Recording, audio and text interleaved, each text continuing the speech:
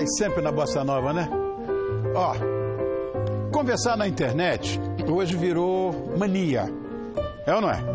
E a comunicação digital está cada dia ficando menos impessoal. São recursos de áudio, de vídeo e, claro, com o uso dos emojis. São eles que deixam a conversa mais divertida, eu diria assim, mais expressiva. Então, nós vamos saber mais sobre eles com a ajuda do advogado especialista em direito digital, membro da Comissão de Ciência e Tecnologia da OAB São Paulo, que é Vitor Aulio Raical. Você tá bom, querido? Obrigado por ter vindo, Vitor. Eu que agradeço o convite. Agora, Aulio Raical, qual é a origem? Os dois são libaneses. O Awilo era Hawila. Aí depois ficou Awilo. E o Raical era Raical mesmo. Raical. Bom, então, Habib. Sartem. Então, vamos lá. Primeiro, eu queria saber o significado da palavra emoji. Emoji é uma composição japonesa. E significa figura e o moji significa símbolo, caractere. Então, a palavra significa o caractere que é uma figura. Pictograma. Então, pictograma. Quer dizer, na verdade, etimologicamente, seriam duas condensações numa palavra só. Isso. Tá. Agora, você acha que esses símbolos, emoji, podem ser considerados uma espécie de, sei lá, um novo tipo de linguagem? Claro, claro. E de duas formas distintas. A primeira delas é nos sistemas. Toda vez que você vai colocar o comando, que significa uma carinha ou um desenho, etc., o próprio sistema precisa interpretar aquele comando para daí ele traduzir como uma figura, como uma imagem. E cada sistema possui uma forma distinta de expressar. Quer dizer, um sorrisinho de uma fabricante de celular é de um jeito. Aí. Pois é. De outro fabricante, atualizou recentemente, agora é outro. Então, a forma que a máquina te mostra aquele pictograma pode mudar de acordo com a plataforma. Tá. E claro, depois que preparados os sistemas, pela nova forma de linguagem, as pessoas também vão começar a utilizar esses recursos para se comunicar de forma diferente. Então, você já havia dito no comecinho do bloco que é uma forma mais afetuosa, uma forma mais cálida de contato, porque o computador é um texto frio, é uma letra, não dá para saber se é uma piada, se foi uma brincadeira, se aquele bom dia é de verdade, se aquele eu te amo é de verdade. Então você usa o emoji para expressar aquilo com mais ênfase, com mais proximidade. Então a gente usa o dispositivo tecnológico, a internet, etc., para aproximar. E eu acredito sim que os emojis, desde os emoticons, já vinha melhorando. Isso que eu queria saber. Qual é a diferença entre um emoji e um emoticon? Pois é. Muitas pessoas vão dizer que podem ser a mesma coisa e elas não estão totalmente erradas. Os emoticons foram os primeiros a serem lançados, digamos assim. Isso eu tenho no meu. Então. Os emoticons eram códigos do próprio teclado, do próprio sistema do computador, que o desenho da própria máquina faria um rostinho ou uma imagem, um sorriso e etc. Agora, o emoji é um aperfeiçoamento. Ele virou uma imagem. Então, você coloca aquele comando. Olha. É quantos, né?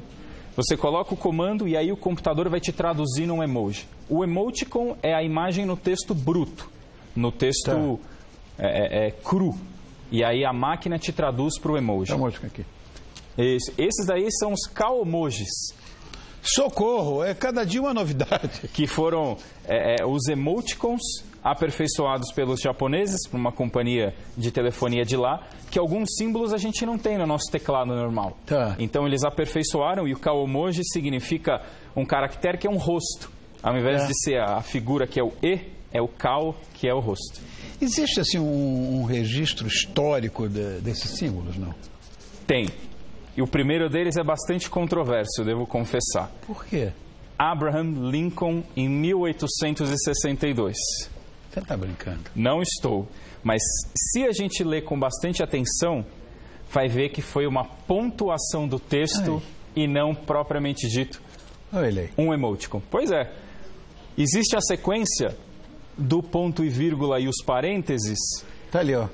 Ponto e vírgula. Muito embora ele esteja depois da palavra gargalhada, Está se referindo à formação de uma cena, de um evento? Sim. Na verdade, foi uma construção de sintaxe para que ficasse correto. Mas eles aproveitaram e suscitaram essa dúvida. Agora, o registro que fica fora de sombra de dúvida foi de um professor, o Scott Fahlman, em 1982, que explicou para os alunos: vocês vão falar uma piada? Utilizem isso aqui. Aí ele colocou o sorriso.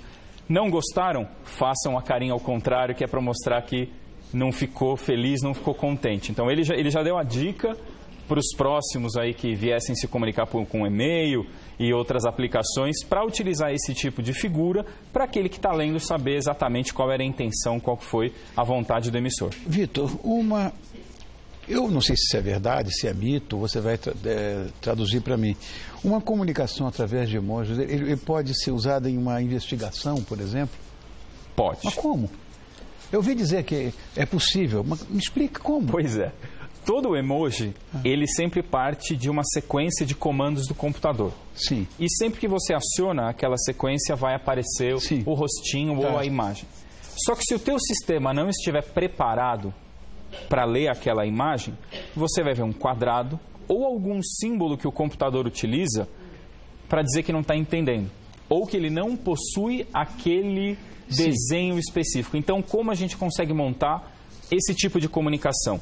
Nós dois usamos um mesmo sistema, que nós dois formulamos, mas ninguém tem esse tipo de sistema. Eu passo a codificar uma mensagem que só vai abrir no teu sistema. Então, eu deixo a imagem ser chamada por meio daqueles códigos que nenhum outro sistema você consegue ler. É um tipo de uma técnica que a gente chama de esteganografia. O nome, por favor. Pois é, esteganografia. É uma forma de comunicação que está codificada entre os envolvidos, se parece um pouco com a criptografia, só que é ainda mais restrito. Então, é uma mensagem que somente aqueles envolvidos vão conseguir. Ou seja, um criptograma identificar. Mesmo. Pode ser utilizado como um sim. E a parte de investigação é curioso, porque nos Estados Unidos houve um processo para investigar uma rede de comércio ilegal de narcóticos, o Silk Road, na Deep Web, e eles deixaram de investigar essa parte na forense computacional, que foi criticada depois por especialistas em segurança cibernética, que deveria sim ter sido um aspecto a ser estudado, a ser avaliado pelo perito, e especialmente porque se tratavam ali de criminosos que entendiam de cibersegurança, entendiam do sistema e estavam dentro da Deep Web. Então, foi um recurso que deveria ter sido aproveitado para, de repente, trazer melhores resultados para a investigação. Uau! Vitor, obrigado, viu? Isso foi uma aula que nós fizemos. E acho tão bonitinho o emoji, uma coisa tão... De repente tem uma representatividade tão impecável. Olha, eu vou tentar falar o seu nome. Esse é o advogado Dr. Vitor Hawley. Como é que é Hawil? Hawilo Haikal. Não. Hawila. Hawila, como é? Eu ia falar Hawilo. Hawila Haikal. Muito obrigado. Sartem Habib, obrigado por ter vindo. E ele é da Comissão de Ciência e Tecnologia da UAB aqui de São Paulo. Nos deu uma aula hoje sobre emoji. Olha que coisa boa. Obrigado, querido.